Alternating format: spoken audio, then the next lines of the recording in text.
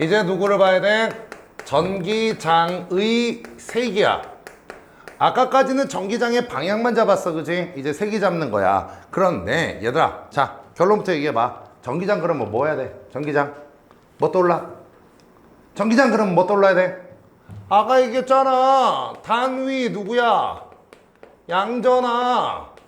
누구야? 플러스 1쿨롱. 무조건 전기장 그러면 얘부터 떠올라야 된다고. 얘부터 알겠냐? 그러면 전기장의 세기야. 전기장의 세기는 우리가 어떻게 정의해? 자, 전기장의 방향 누구 깔아? 단위양전하. 그래서 걔가 받는 힘의 방향. 그러면 전기장의 세기 어떻게 구하면 돼? 단위양전하 깔아. 단위양전하가 받는 누구야?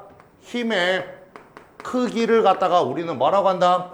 전기장의 세기라고 얘기한다고. 그러니까 내가 누구 깔라고요? 무조건 플러스 1쿨롱짜리 깔았을 때 걔가 얼마큼의 힘을 받느냐 이거야. 알겠어? 되냐? 오케이. 자, 앞에 보세요. 여기 어떤 대전체가 있어요. 알겠어? 플러스든 마이너스 상관없어요. 알겠어? 자, 여기가 지금 어떤 A 지점이야. 됐니? 됐어? 여기서의 전기장의 세기를 알고 싶어. 여기다 뭐 깔아? 플러스 1쿨롱 깔았어. 맞아? 그랬더니 얘가 5N을 받았어. 됐니? 그럼 전기장의 세기 얼마야? 봐봐. 단위양전하가 받는 힘의 크기야. 그치? 맞아? 그러면 전기장 세기 E가 얼마라는 거야? 5. 아이씨, 왜 글씨가 왜 이래? 5 뉴턴 퍼 쿨롱이라고. 됐니? 아니 1짜리 플러스 1 플러스 단위양전하 깔았더니 5N 받았대. 그러면 전기장의 크기가 5잖아. 일단 단위 잠깐 빼고. 맞아? 그런데 이게 아니야. 얘들아, 내가 만약 여기다가 플러스 2쿨롱 깔았어. 맞아? 2쿨롱 깔았어. 근데 얘가 몇 뉴턴을 받아? 10뉴턴을 받아. 그럼 전기장 얼마야? 그러면 안 되지. 왜? 얘가 단위양전하가 아니잖아. 그잖아.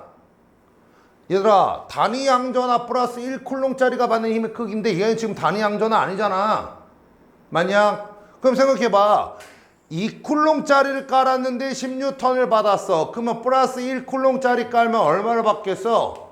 5뉴턴을 받을 거라고. 그렇잖아. 그러니까 전기장은 5가 되는 거야. 이해 가냐? 이해가 됐어? 그러면 내가 여기다가 Q짜리를 깔았어.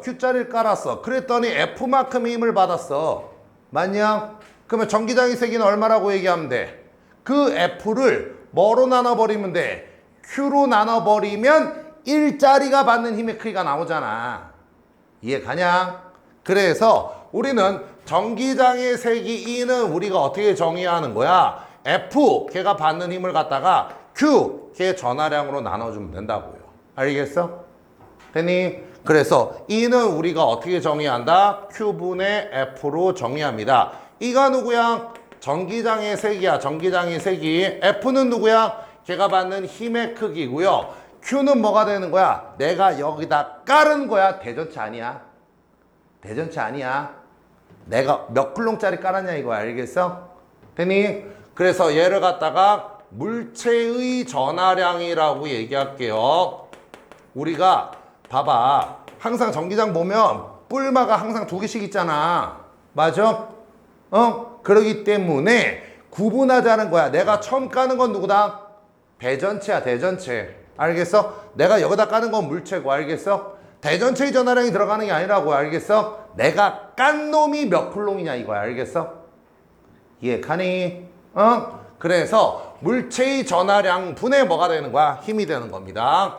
그러면 단위를 보자. 단위. 힘의 단위 많이 쓰는 게 뭐가 있어요? 힘의 단위 많이 쓰는 거 뉴턴.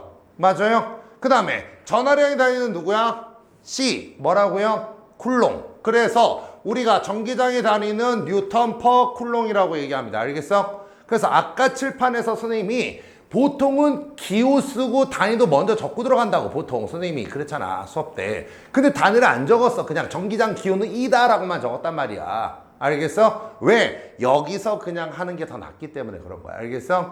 그래서 전기장이 다니는 뭐다? 뉴턴 퍼 쿨롱이다 라는 것만 알아주시면 됩니다. 됐나요? 여가 됐어? 자, 그렇다면 마지막 요거 하나만 하면 끝이야. 내가 이제 우린 지금 대전체의 전하량을 봤어 안 봤어?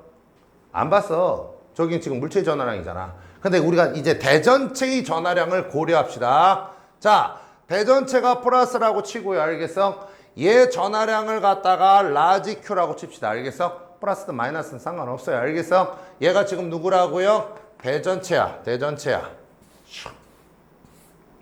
자, 얘가 누구라고? 대전체야. 요 지금 대전체로부터 얼마큼 떨어져 있냐면 직선으로 R만큼 떨어져 있어요. 얼마큼 떨어져 있다? R만큼 떨어져 있는 어떤 A라는 지점이야. 알겠어? 되니?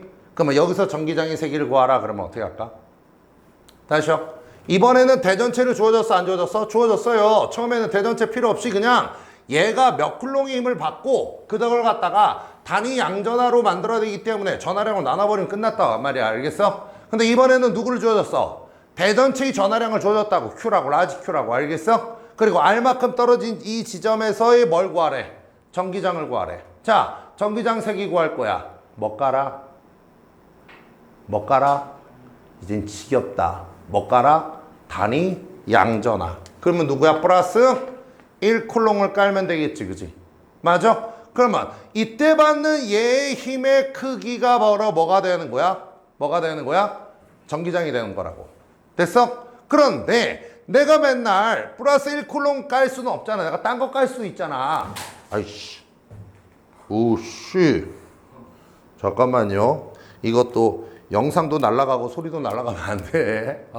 알겠어? 그래서 내가 여기다가 지금 플러스 1쿨롱이 아니라 스몰 Q짜리를 깔았더니 F를 받았다고 가정해 보자고요. 맞아? 그러면 자, 전기장의 세기는 어떻게 구한다? 전기장의 세기는 물체가 받는 힘을 갖다가 물체의 뭐로 나눠라? 전하량으로 나눠라. 되니? 여가 됐어? 그러면 이 물체가 받는 힘은 뭐야? 전기력을 구해야 될 거 아니야. 맞냐? 전기력을 구해봐. 그러면 어떻게 되는 거야? F는 K 곱하기 얼마야? 거리가 R이니까 R제곱분의 그 다음에 위가 뭐였어? Q1, Q2 대전체하고 지금 물체하고 전하량을 곱해야 될 거 아니야. 그치? 그러면 뭐가 되는 거야? 스몰 Q, 라지 Q가 되는 거지. 그치? 됐어?